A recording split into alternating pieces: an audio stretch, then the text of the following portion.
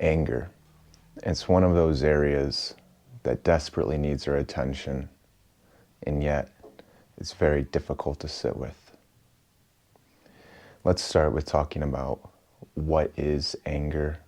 Then we'll talk about what is the point of anger, and then we'll talk about things that we can do to work with anger.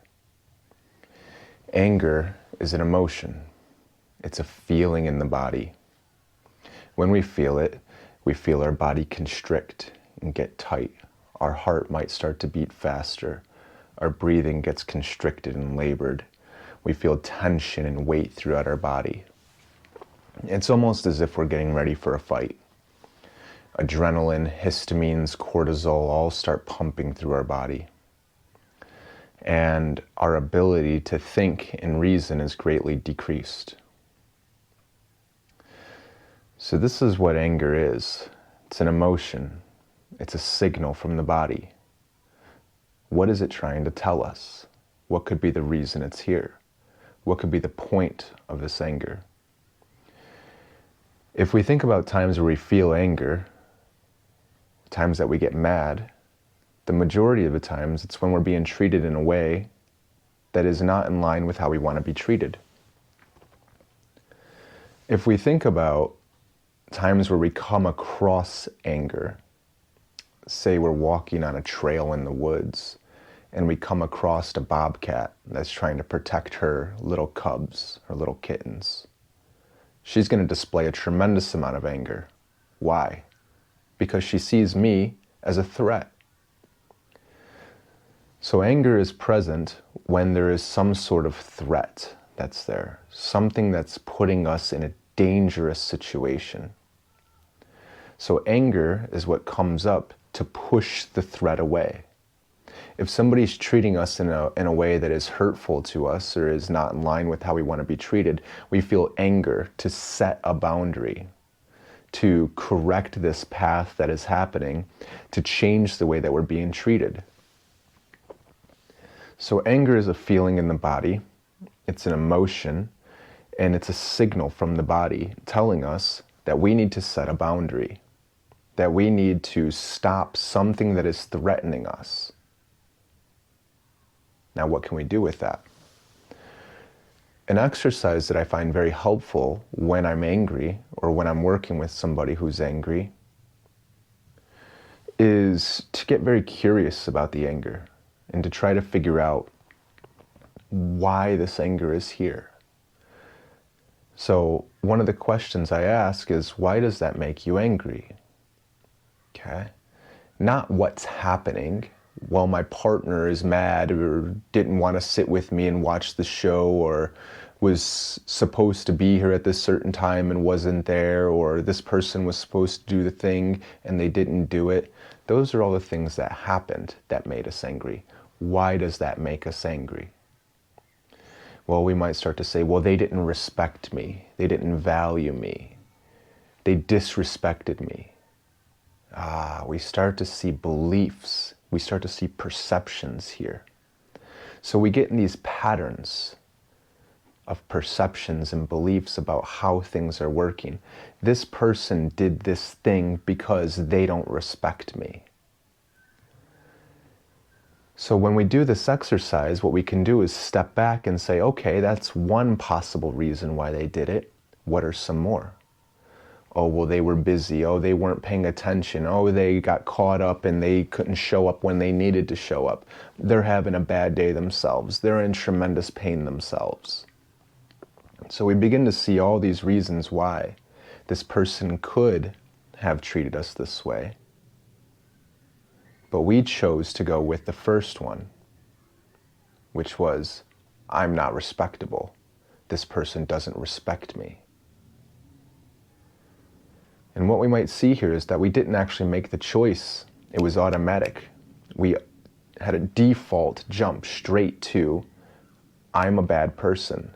I'm not respectable. This person doesn't respect me. So when we get curious about our anger, we can start to see that there is somebody who believes that we're not respectable. There is somebody who believes that we're not deserving of being respected or being valued. And that person is always us.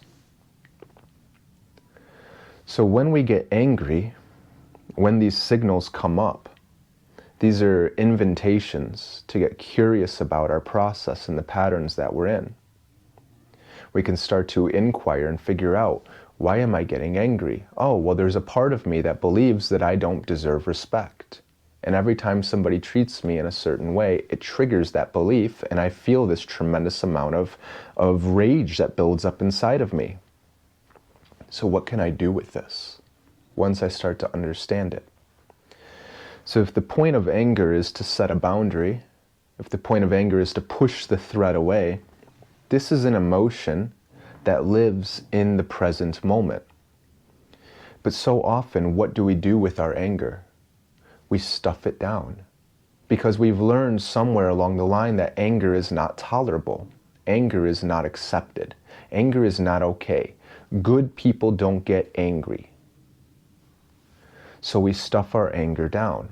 And what this becomes is like if we take the emotion, it's like we throw it in the basement.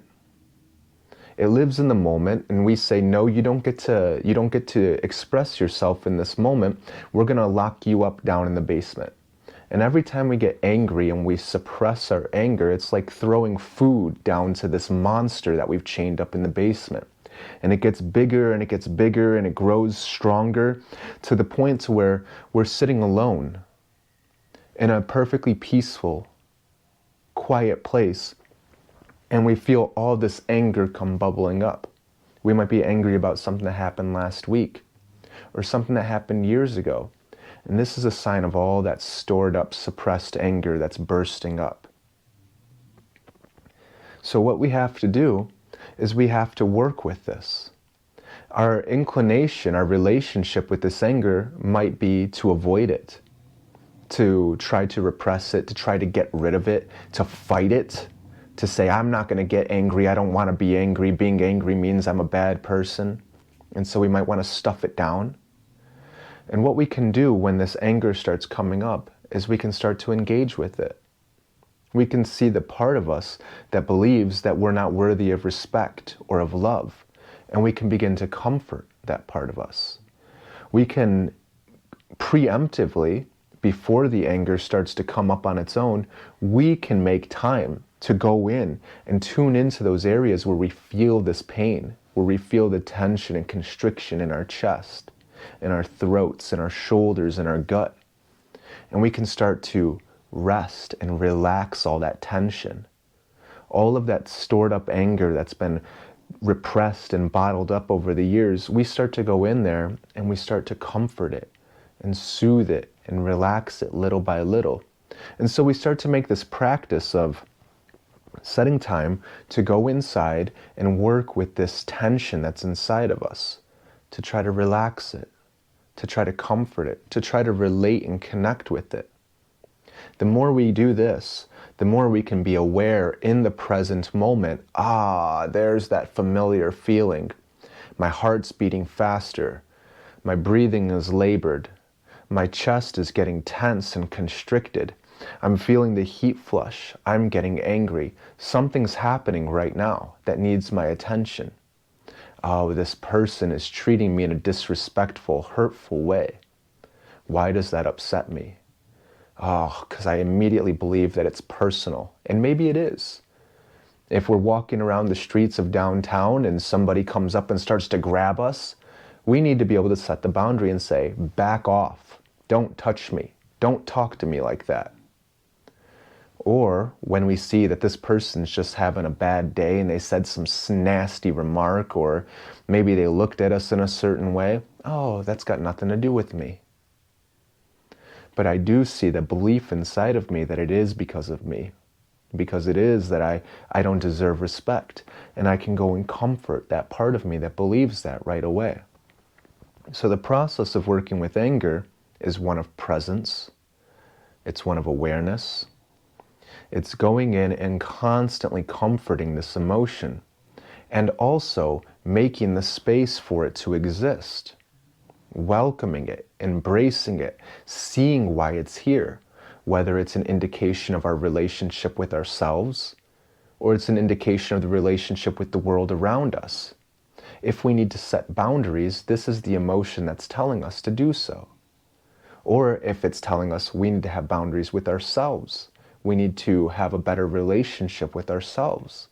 This is the signal that's coming up. So this is very valuable and something that we can learn from if we can cultivate the ability to sit with it and to get very curious about it and try to learn and understand, why is it here? What is it trying to teach us?